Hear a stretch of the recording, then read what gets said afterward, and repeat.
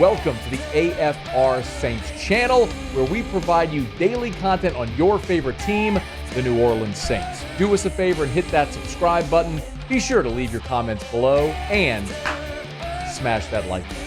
Who dat? Get to do it every Tuesday. Visit with Sean Salisbury, talk all things football. Sean, we appreciate you, man. How are you? I'm doing great, man. Good to be with you, buddy. It's always our pleasure. Hey, I want to get a thought on what. Just before you came on, we were talking a bit about the OC situation with Ken Dorsey being fired and then Matt Canada being fired today. A lot of people are looking at New Orleans and saying, hey, should the Saints make a change with Pete Carmichael? I guess maybe one of the big differences, Sean, is there isn't an obvious choice. Ronald Curry would probably be that guy that would step up and be a first-time play caller if the Saints made that move. What's your thought on that, just as a general practice, making a move like that at this point in the season? To me, unless it's heinous, now I think the Ken Dorsey thing might have been a little premature. Unless what we don't know, Matty, is what goes on behind the scenes in those staff meetings about philosophy, right? Philosophy and what's going on. And I know they're in year 2. No Brian Dable. Hell, they're having their struggles. Yeah. And the Giants as well. But it just hasn't looked the same in Buffalo. But I would have probably thought that Buffalo would have finished out the season and finished with Ken Dorsey. If it didn't work out, then you make the change. I usually don't subscribe to interim stuff because I think it's difficult, especially at head coach. But with coordinator, if it's going in a different direction, like for me, the opposite. Buffalo was still explosive at times. I mean, the quarterback had thrown some picks, but they could still score from anywhere on the field, even though it's been a little tumultuous with Diggs and that whole group. In Pittsburgh, it had to be done. This is one of those where your offense, I mean, how Tomlin had them at 6-3 until last week, they're 6-4. They just have zero game offensively. And if that's they don't have buy-in from the offense. Matt Canada's in over his head as a play caller, but still knows position coach. Mike Tomlin had to do it. Hell, you don't even check with the front office. You just Mike gave him every ounce. When people wanted him out going into the season, and he stuck with him and stuck with him and stuck with him, and there was no improvement. And they didn't get better anywhere. Matter of fact, they regressed. So that had to happen. So I get that part. Now you got these last few weeks. Maybe the guy, the offense picks it up because they're in a playoff position. And now listen, if you're 1-9, I understand why you'd move on now. Or it's the tweener that I'm concerned about. But in both Buffalo and Pittsburgh, they're in playoff contention.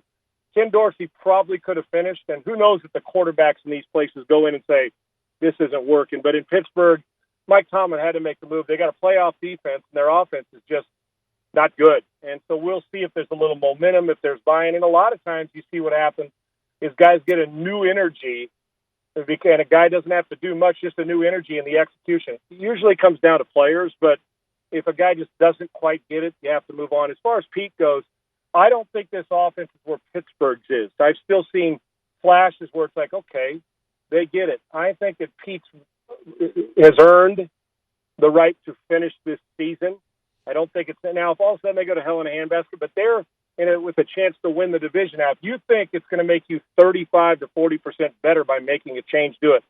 I think Dennis and Pete should finish out the year. You're not out of it. You got a chance to win the division and be the playoff team from that division. I think it's a little premature there. You're going to have to do a lot of evaluation. Pittsburgh, it had to happen. Ken Dorsey and Buffalo, tweener. I don't think it's right now. I don't think that's the number one problem in New Orleans. I think there's some other issues, and I don't think that Pete Carmichael, let's deal with that when the season's over, and then you can interview Ron or somebody else and go from there. So the other big question here is with Derek Carr and concussion protocol, which Dennis Allen said on Monday he's still in that concussion protocol. We'll find out for sure on Wednesday when the injury report comes out, but you start the week presuming that the Jameis would be the guy. How much does that affect your preparation when you're going to Atlanta this week and not knowing if Carr is going to be available to you? Well, I think you have to. I mean, they're not going to do a whole lot different. I wouldn't think, Matty. The difference in Joe Flacco and Lamar Jackson, right? Remember when he's? I mean, you're talking about two different completely different systems of how you attack it, at least when Lamar was a rookie and Joe was there. In this case, I mean, neither one of them are going to kill you with their legs. Both of them throw the football. I don't think there's a whole lot of change, to be honest with you. So if you're the defense in Atlanta, you prepare for both guys that want to push the ball down the field and be aggressive and go about it, how you stop them. And then you just adjust, whether it's in-game or once you find out the final injury report and how you do it. If you're New Orleans offense, I think it's business as usual. You may accentuate maybe a little bit of something that Jameis does better than Carr and vice versa. But this isn't a wholesale offense change at quarterback depending. So if I'm the Saints, I also go to a point where if you're still questioning it as we go through to Friday, I think you have to start the backup. And unless he's completely cleared, because I usually, unless the quarterback's a star, like you're waiting all week long for Joe Burrow and he's ready to go the Saturday morning to get ready for a Sunday game, I'm one of those guys. I'm a big the ups and downs of the offense. I'm big. If you practice, you play. That's me. If you're taking all the reps, I at least got to start you. Now I know not everybody does that. I'm not big on calling plays I haven't practiced, and unless my quarterback is a star or my running back needs rest, I like to play the guy who's got the work during the practice week, and then the other guy. If you're a starter, you should be able to come in at a moment's notice and take care of your business because you've been in that game plan and those reps all year long. So, and I don't think there's a major gap between the two. Both of them need to protect it. One's a little more accurate than the other. One's a chance taker, but a spectacular arm in Jameis. So I don't think there's a whole lot of difference. And if I'm Jameis, I'm preparing like I'm the starter, and I don't think this is an offense that needs to make a whole lot of changes because, as far as game plan changes going into this game.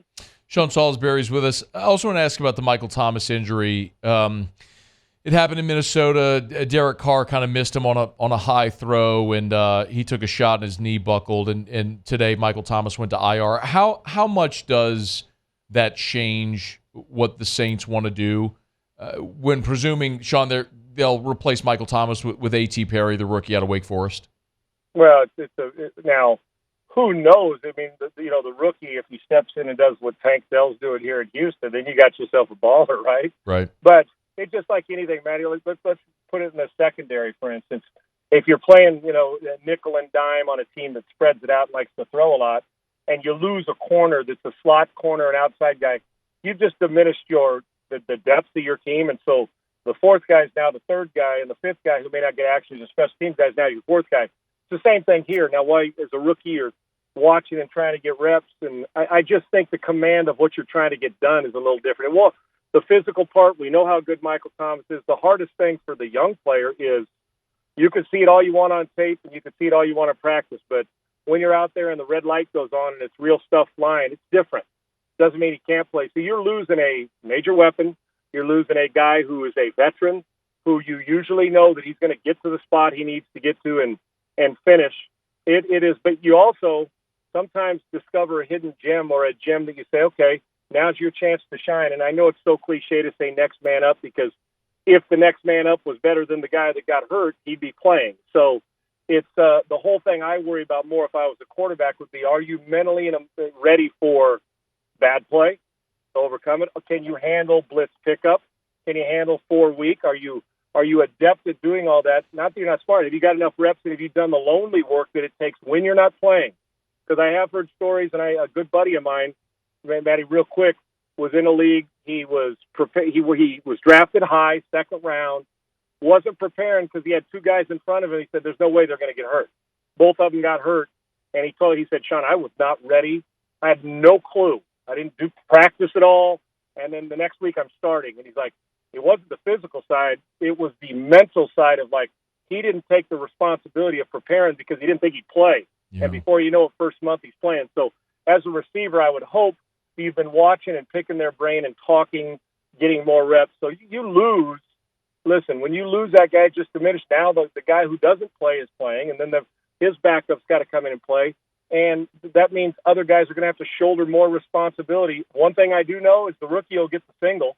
If they're playing man coverage, he's going to get a chance to be the guy who's not doubled, and that's an opportunity for him to excel. and now it's up to him. But it's all about the mental side for me, because he wouldn't be in a league if he couldn't play. So are you prepared for all the things that defenses can bring on blitz adjustments and hot reads, and getting to the right spot, which is underrated when it comes to a receiver? Hey, thanks so much for watching. Please leave your comments. I love to interact, and be sure to hit the red subscribe button below.